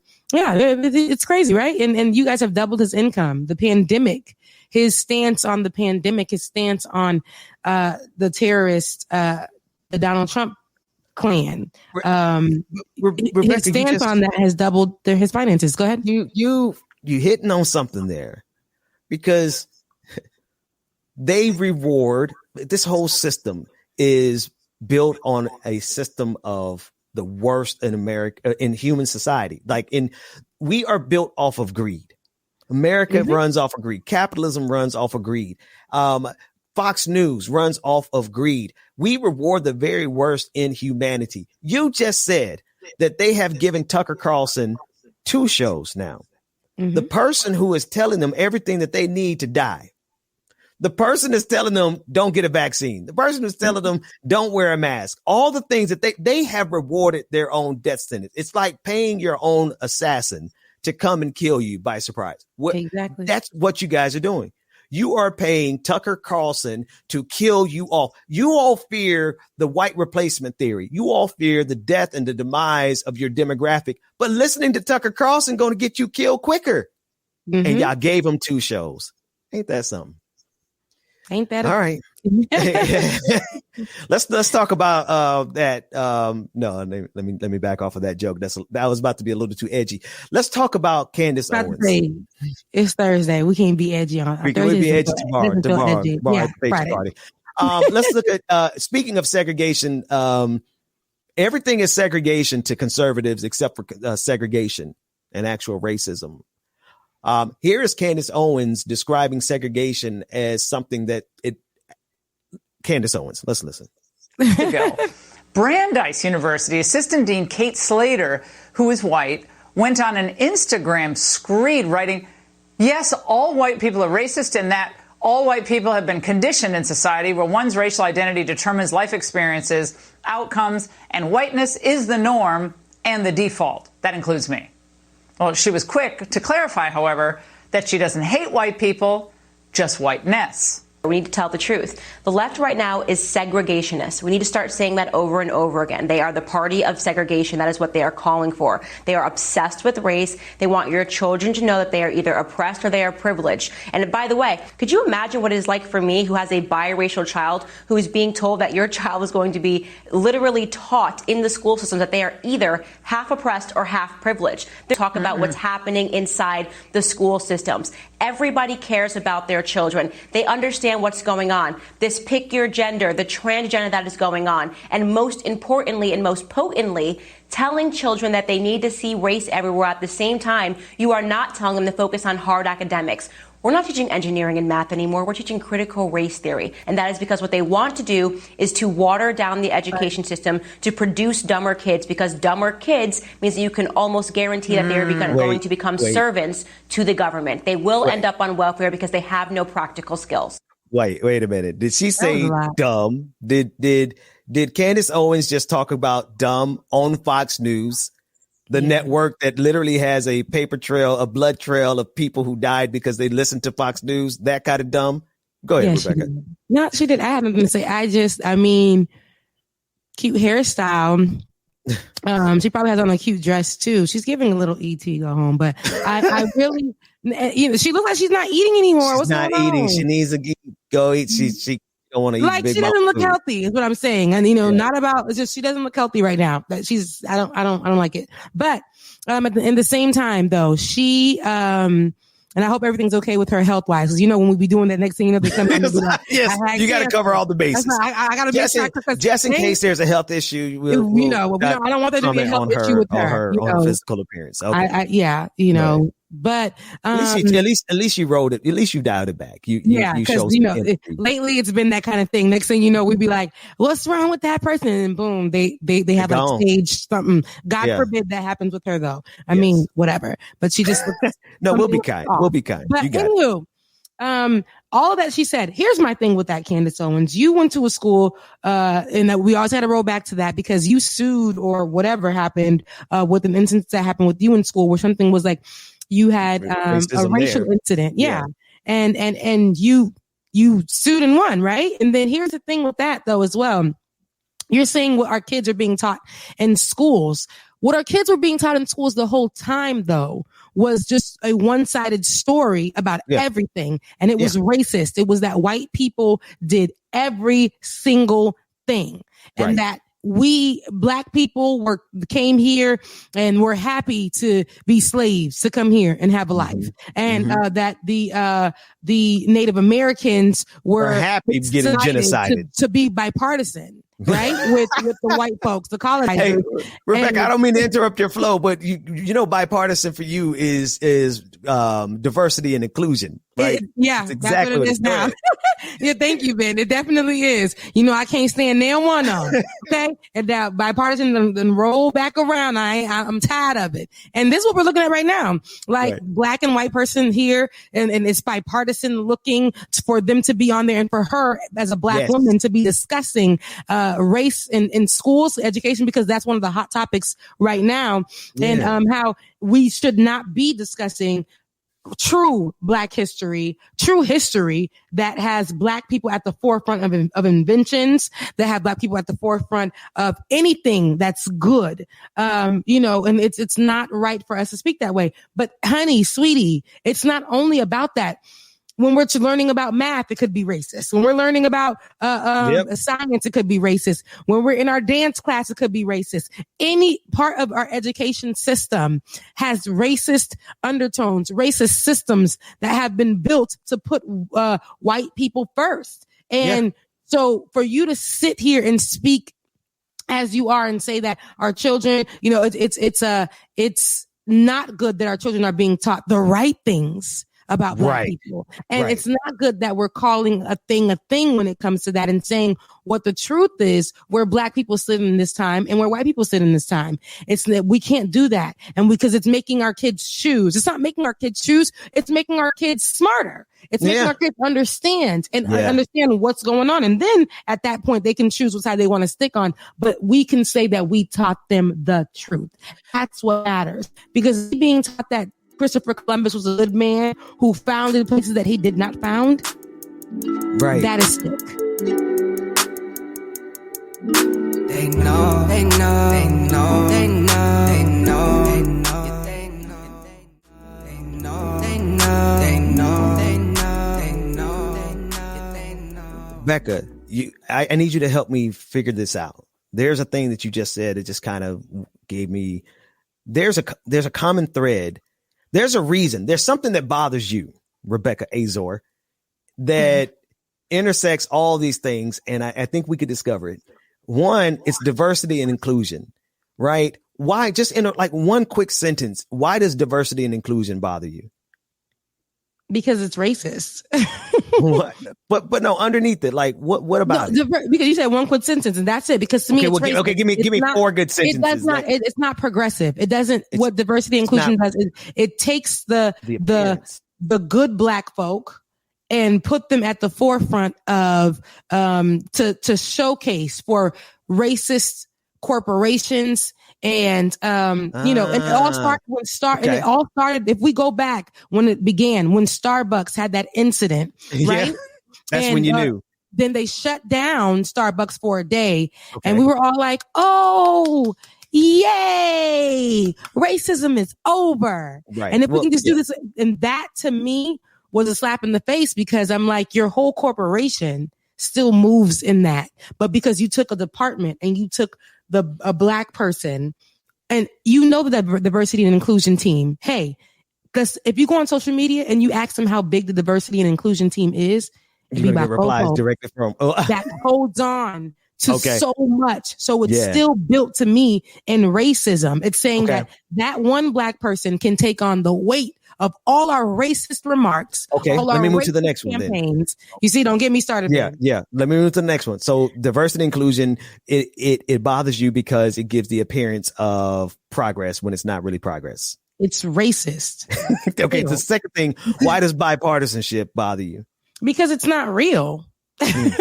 One is racist and one isn't real. Like, let's be honest. We've been talking bipartisanship for years and years and years. A partnership, the kumbaya, that whole thing. I used to be one before I got into politics as a normal person, okay, coming in and trying to understand what's going on, thinking that if we just join hands, if we just partner together, a change will happen.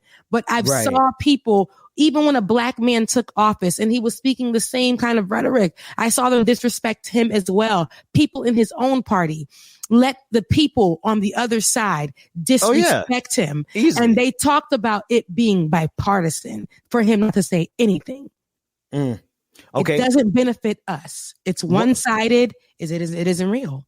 Okay. So we just got through talking about Candace Owens, and I think I got it because we're almost there. You're talking about it is the appearance. It doesn't look real, right? Or at least they try to make it look real, but underneath it, it's not real, right? And it doesn't help us, right? But then you also compared it to Candace Owens, right there in Candace Owens, her being on that platform, using her voice in that way. There's something there. There's a common thing. Like how does that overlap with that appearance and not helping us? Because I say that's another bipartisan look, right? And not only do Republicans do that, they'll use their blackest person in that time, in that moment, because that's pretty bipartisan to me. When I think bipartisan, I think two opposites joining each other, coming together. And I know it has to do with politics, but when I say that, it's more so of, okay, we're looking at this basically the same thing. We got a black woman who represents being Republican on a very, very, very hard right network, and she's speaking, but it looks good when it comes from the mouth of a black person instead of the white person. So they need that person to have that diversity and inclusion on their side of it all. And so that's why I say, they don't really want Candace Owens' voice. It's just packaging the black body. So now they're black people who are conservatives can say they have something to go with. And they can also say, I didn't say that, but it came from a black person. So if she feels that way, then you should too. And you should know that this is not how we operate. We aren't racist because we have a black person who is a talking head for us. And that's what I seen when Joe Biden called on Kamala Harris out of her, I don't know where she's been hiding, but called on her to come and speak on black issues. Because she's black. Right. I think underneath all of those things, we have the same common problem, the same issue I got with Kirsten Sinema doing this, Joe Manchin doing this.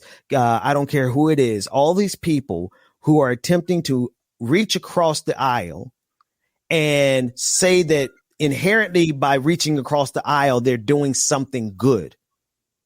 That's what Kirsten Sinema was saying in her video, that she did something good by reaching across the aisle. Pat me on the back. I did something good. Yep. Right.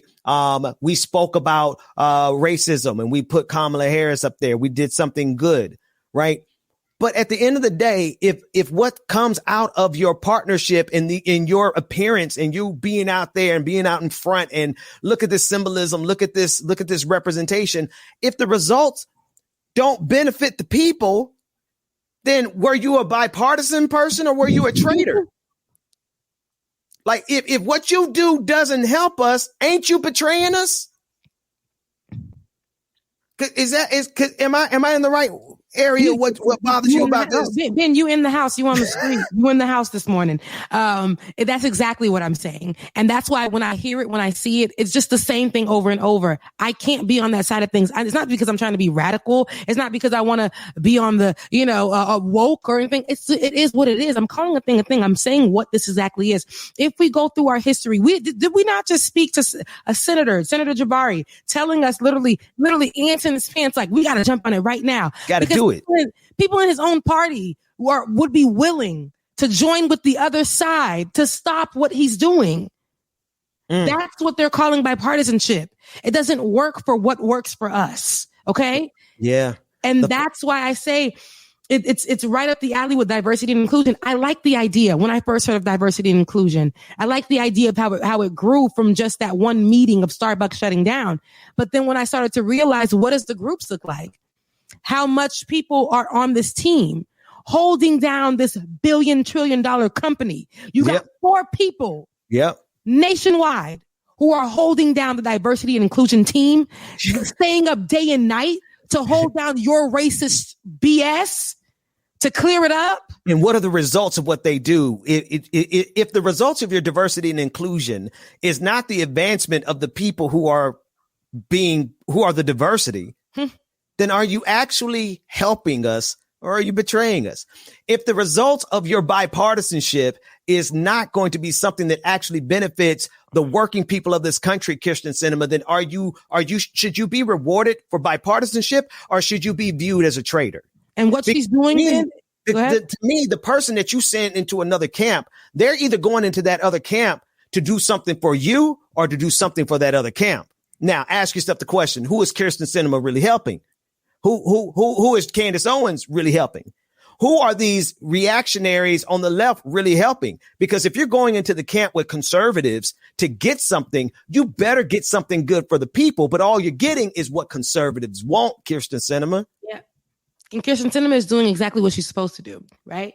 That is the best representation. Joe Manchin, that is the best representation of bipartisanship, right? Right now. I mean, we've seen it with other people. Like we've seen it with other leaders. We've seen it with other people who have been sitting in these seats and we ain't never know their name until just recently.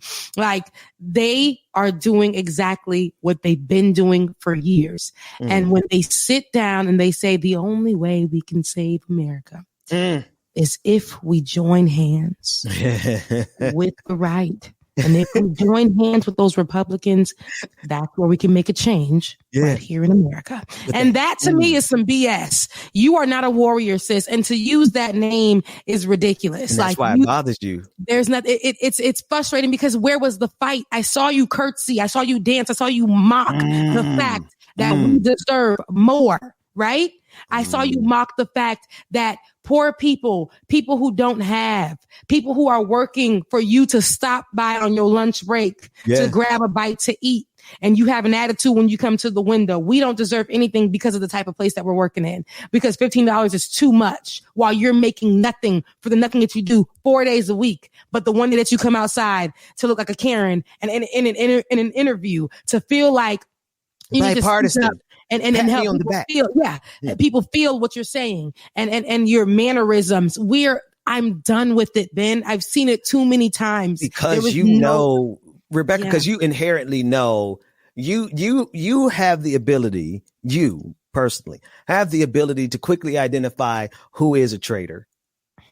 Your gut instinct tells you, and you know this false appearance of progress is what you hate. Right. Yeah. You hate, don't put some symbolism up here and say simply because we have something called diversity and inclusion that irks you, because at the end of the day, you see how it betrays us. Yes, right. Yes. Don't talk about bipartisanship when at the end of the day, you use bipartisanship to betray us. Right. Yes. Don't tell me you got good black friends when you're using that black friend, Candace Owens, to betray us. Yes. So the real question is, what kind of agents are we working with here? Is Kyrsten Sinema there on our behalf? Is she a spy on behalf? Is she a negotiator for the Democrats, or is she a negotiator for Republicans? Everything that we've seen come from her bipartisanship with Republicans shows that she's negotiating for Republicans. She's not our spy. She's our traitor. Yeah, that's it. That's all I got. That's all I got. And stop abusing our black workers who are working in these corporations to hold down all of your mishaps, to hold down and cover up your racist, your whole racist ideals, your whole racist ways in your system, because none of that changes. None of that changes. You just had them put out a black campaign, an LGBTQIA plus campaign, and it makes you less of a bigot. It makes you less racist because you got people on the team, and that's about it. But these same companies, go ahead. They got Benedict Arnold out here portraying himself like they're the hero of the story. Like that's the kind of snakes in the grass we have. But all of that seems to be objective. Like, my interpretation of them. I have a measurable test for you. Look at the results of that bipartisanship. Who does it benefit more? That lets you know that anytime a Democrat says bipartisanship, and the win and the balance and the reward goes to Republicans, that means that they were there on behalf of Republicans and that they were not there on behalf of us. And that's what Kirsten Sinema and Joe Manchin really represent. That's what we see. And we have that up and down the scale. I'm going to leave it at that level of analysis because I don't want to take it too down into the weeds, but it goes all the way down to people who gaslight you, say they're going to do stuff for you. And you have to ask yourself, what was the result? Was it a benefit for you? Was that bipartisanship a benefit for you, Rebecca, or was it a benefit for your enemy? And that's why you said at the beginning of the show, you said they reaching across the aisle and holding the hands of our enemies. And that's it. And I've gone through that too much in my, in every part of my life. And I've allowed it because I know that I am the minority, right? Mm-hmm. In a lot of ways, whether it was the party that I chose, whether it was my skin color, whether it was my gender that I identify with, whether it was me being from another culture, it's all of that, right? And I had to stay quiet, or I had to mold myself into somebody who believes Black and white people holding hands is amazing, who believes a Republican person and a Democrat person holding hands is amazing, who believes that, and to me, that's us selling ourselves short. Right. I got to call you out. That Cliff Albright is in the middle of his own folks calling him out. Yeah. Nomiki is in the middle of her own folks calling him out. You are in the middle of your own folks standing out while everybody is running in one direction. You're like, hold up. Exactly. That's not where I'm at with it. And that's where I am at with it. I can't speak on something that when I see it not helping anyone. Yes. Thank you. So. You asked that question earlier and Nomiki answered. I didn't get a chance to answer, but I'm not going to answer long. You said, what has it been like losing audiences? Mm-hmm. And the thing is, like, you inherently know, you inherently know when somebody's a traitor. That's something I noticed that you have the ability to do. I get the gut instinct about things. And because I process the logic as quickly as I can, and I come to a quick conclusion. And when the thing that I don't miss on, the thing that I do not miss on is someone who's operating in bad faith. And when we find people who are operating in bad faith, they're going to gaslight us. They are going to distort the truth. They're going to use propaganda. They're going to do all these things, but they're going to do it while telling you we're here to help you. Yes. And you know what? I've seen those type of people pop up, not only in the Democratic Party, but also in the far left. Yes. And when I see it, it's like, I said what I got to say. I mean what I have to say. I've said it. I don't even have to repeat it. But you know what?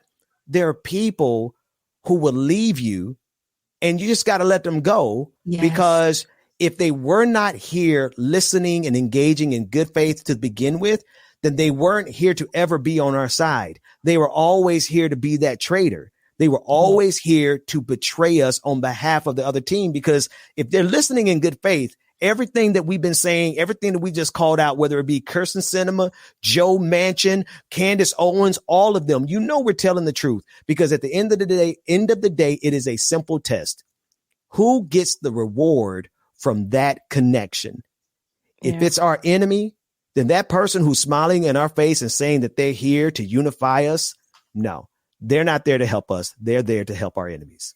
Yep. And once you realize that, and once you walk in that kind of mindset, a lot of things start to change for you. And you said something sounds personal for you, Rebecca. Sounds like there's some relationship analogs there too. But Ben, I was just about to say, Ben, I'm like, well, you getting a little like, he been cutting off folks, y'all. Stop playing with him. Family, friends. Family, good. The way Ben was just saying, he was just like, I've been there, done it. I ain't playing everybody on the top of the block.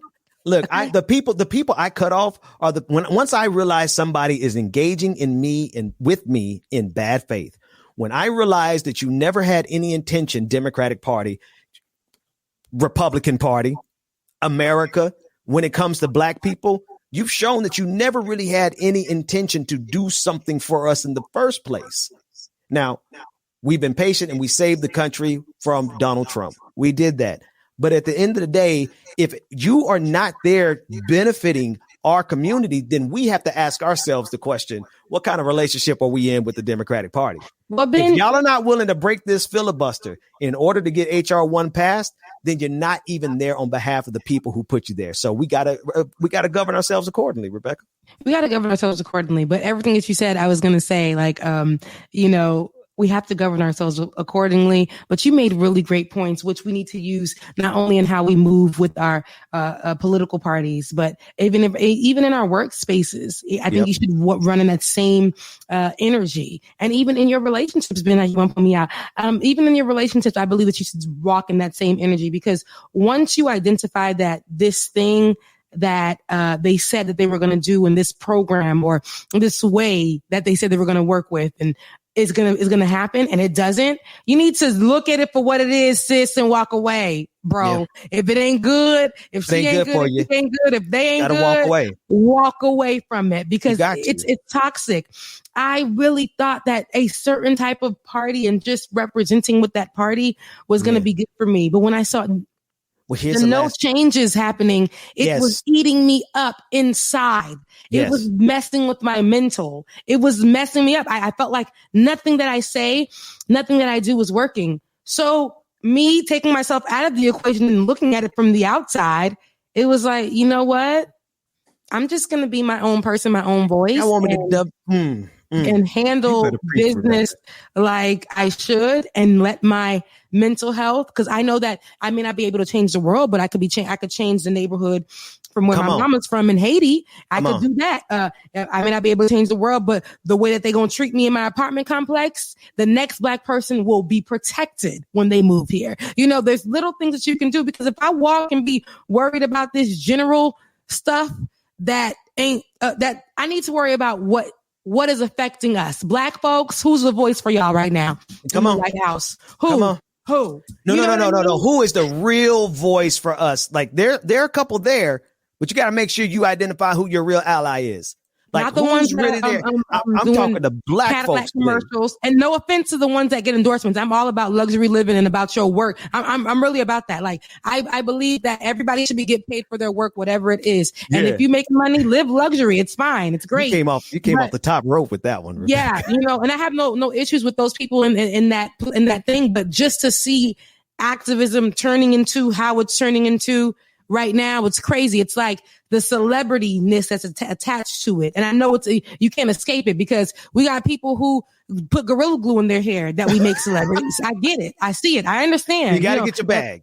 Yeah, you got to get your bag. And I'm all about getting the bag, but sometimes we lose sight of what our fight is for. Well, Chris and Sinema comes in front of you. No, I want to keep it on the Black for a second, because then that is how we can evaluate who we are.